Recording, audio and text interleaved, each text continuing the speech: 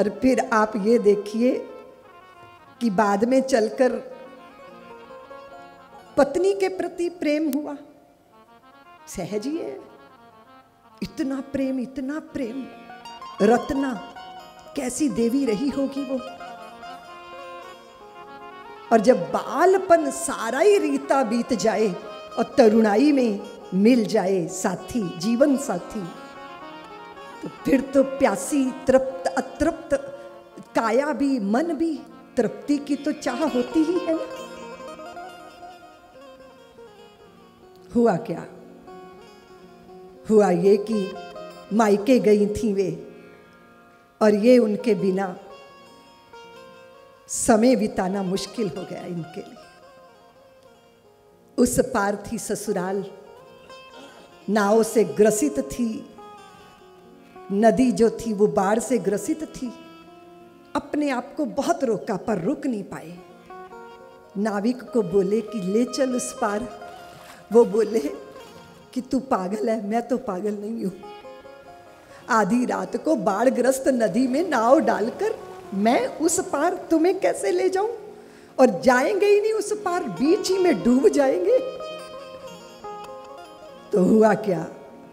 तैरते हुए मुर्दे को नाव बनाई थी। कल्पना कीजिए, मुर्दे की छाती पे चढ़ के गए थे और संस्कारों ने वर्ज दिया। ससुराल के द्वार पे दस्तक नहीं दी। मन में संकोच हुआ कि लोग कहेंगे तुलसी सुबह की इंतजार नहीं कर सकते थे। तो पीछे की तरफ जाके खड़े हुए, पत्नी ऊपर है चौबारे पर, और मुंडेर पे लटकते हुए सर्प को पकड़ लिया और ऊपर चढ़ गए। कैसा साहस, कैसी प्रीत। और सम्मुख जाकर खड़े हुए तो पत्नी आश्चर्य में डूब गई। साधारण नहीं थी ना, असाधारण थी। अपने पति, अपने जीवन साथी के बीच में जो उनके जीवन में संभावना थी उसको देख लिया। इतना साहस, मुर्दे की छाती पे चढ़ के, सर्प को रस्सी बना के, मात्र मेरे इस शरीर के लिए, इस काया के लिए। और जब प्रीत से भरा था चित्त, जब प्यासा था चित्त, तब उस प्यास को बुझाने का प्रयत्न नहीं हो रहा, ऊपर से और फटकार दिया। जैसी नियत हराम पर तैसी हरि पर होए, चले जाओ वैकुंठ को बाह न पकड़े कोई। रत्ना ने देखा कि ये व्यक्ति सिर्फ मेरे तक सिमट के रह जाएगा तो बहुत बुरा होगा, बहुत बुरा होगा। इसलिए तो मैंने कहा कि वो साधारण नहीं थी ना, असाधारण थी। साधारण स्त्री होती तो देखो कैसे मुग्ध हो जाती है। बहुत सारी स्त्रियां मुझे कहती हैं, दीदी माँ हम तो अपने पति को उंगलियों पे नचाते हैं। मैंने कहा वो 1.5 क्विंटल का तुम्हारी उंगली पे चढ़ कैसे जाता है? अरे बोले दीदी माँ, उंगली पे चढ़ने का मतलब इशारों पे नचाना। बहुत अच्छा लगता है कि अपने माँ बाप छोड़ के मेरे साथ आ गया, सबको सबको सबको ठोकर मार दी, मेरे प्रेम के लिए सब कुछ त्याग दिया। बहुत साधारण स्त्रियां, उनके लक्षण यही होते हैं। पर रत्ना साधारण नहीं थी। यदि चातक के मुख में बादल बरसा देता, स्वाति का जल तो अतीत में ही खो जाता। चातक का इतिहास अगर बुझ जाती प्रेम पिपास, अगर इंद्रियां तृप्त हो जाएं, पेट भर जाए, खूब छक के पूरी आलू खा के आ जाओ तो नींद तो आएगी ना, आएगी ना। यदि चातक के मुख में बादल बरसा देता साथी का जल, अभिलाषाओं के समक्ष यदि विवशताओं का नृत्य न होता और विवशताओं में भी निष्ठुरता का आधिपत्य न होता, तो कामना दीन हो जाती, साधन युक्तहीन हो जाती। हे सफलताओं, हे सफलताओं, बस छोटी सी उपलब्धि, छोटी सी प्राप्ति, छोटी सी सफलता, नौकरी मिल गई, अच्छी पत्नी मिल गई, सुंदर सा फ्लैट ले लिया, अच्छी सी कार भी है। हेय सफलताओं तक सीमित रह जाता विश्वास, अगर बुझ जाती प्रेम पिपास। आई थी ना शूर्पणखा प्रणय निमंत्रण देने, लिए वासना शूर्पणखा आई थी देने प्रणय निमंत्रण। उसे असंगत कार्य समझकर अगर न ठुकरा देते लक्ष्मण, संयम लखन का काम न देता तो राम का कोई नाम न लेता। हो जाता सुरत्व का लंका पति की तरह विनाश, अगर बुझ जाती प्रेम पिपास। क्या हुआ, क्या हुआ, कैसे हुआ? तुलसीदास जी को फटकार मिली कामनी से, उस कामनी से जिस कामनी के प्रति उनका चित्त कामना से भरा था। विकट कामनाओं को देता हुआ चुनौती चला वियोगी, विकट वासनाओं को देता हुआ चुनौती चला वियोगी। काम कामना हुई, कामनी से निंदित होकर उपयोगी। पा जाती संतोष वासना, अगर गले लग जाती रत्ना, तो कैसे होते हुलसी सुत तुलसी तुलसीदास, अगर बुझ जाती प्रेम पिपास। विचार कीजिए, एक एक रत्ना, रत्ना का संयम, रत्ना की दूरदृष्टि, रत्ना जिसने यह व्यवहार किया, उसने तुलसी के सुत को गोस्वामी तुलसीदास बना दिया। इसलिए देवियों, हमारे यहाँ जब धर्म पत्नी की बात आती है ना, तो धर्म पत्नी की बात आती है। किसकी बात आती है? बोलो ना, बोलो ना। और अगर सगे भाई को कोई धर्म भाई कह दे तो मुकदमा कर देगा कि मैं तो सगा हूं, तुम धर्म भाई कैसे कह रहे हो?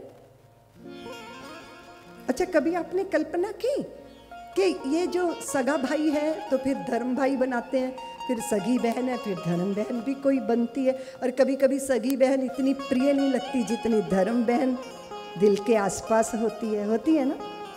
कभी कभी ऐसा भी होता है, हम धर्म पिता भी बना लेते हैं, धर्म पत्नी भी, धर्म माता भी बनाते हैं। लेकिन सगा होता है, इसीलिए जब बनाया जाता है उसको धर्म भाई धर्म बहन कहते हैं। और तुम अपनी पत्नी को धर्म पत्नी कहते हो, दिमाग में नहीं आता। फिर सगी वाली कहाँ है? ये तो धर्म पत्नी है, आता नहीं दिमाग में। क्यों भैया?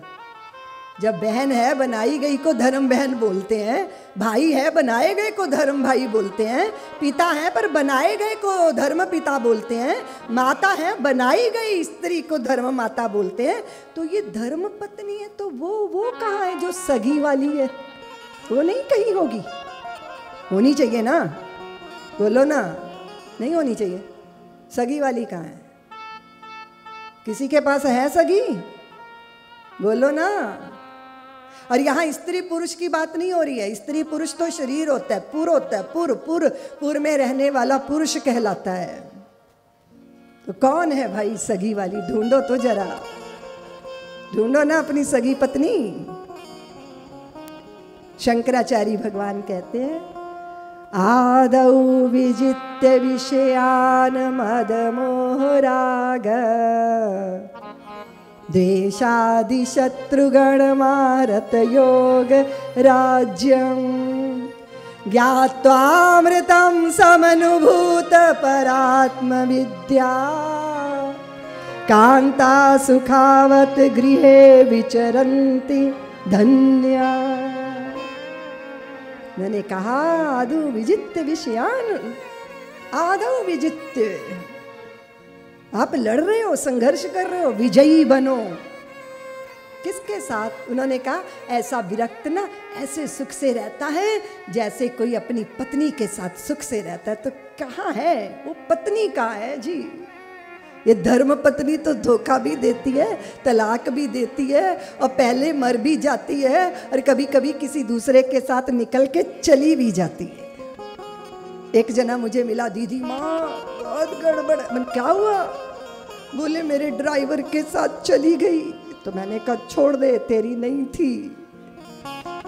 2-3 साल बाद फिर आया, दीदी माँ वो वापिस आना चाहती है और मेरा भी दिल करता है वापिस आ जाए। मैंने कहा बुला ले।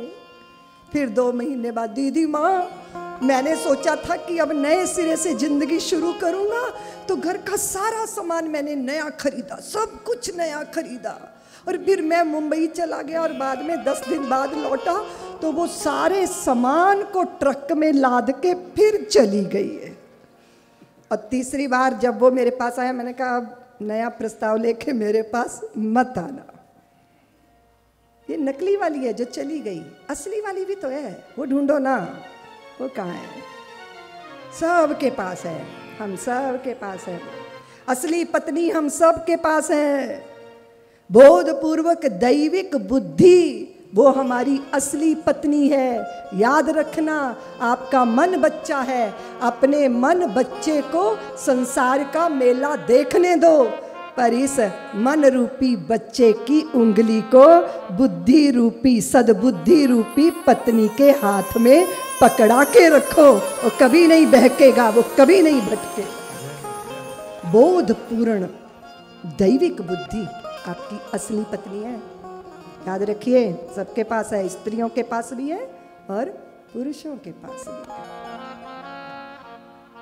परिस्थितियां, हालात जैसे जो भी हों, विकट कामनाओं को देता हुआ चुनौती चला वियोगी, कहाँ कहाँ लौ लगी है, सारी शक्ति समिट गई और फिर सृजन में लग गई। क्या दिया हमें? सब्सक्राइब करें साध्वी ऋतंभरा जी के YouTube चैनल को और हमारे वीडियोस को सबसे पहले देखने के लिए बेल आइकन को दबाना ना भूलें।